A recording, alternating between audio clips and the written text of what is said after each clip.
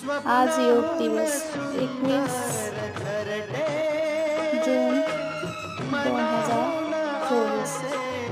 आज आमच्या महिला कुठे कुठे जाऊन योग दिवस साजरा करत आहे आणि आम्ही मात्र वड्या टाकत आहे। हाच आमचा योग दिवस।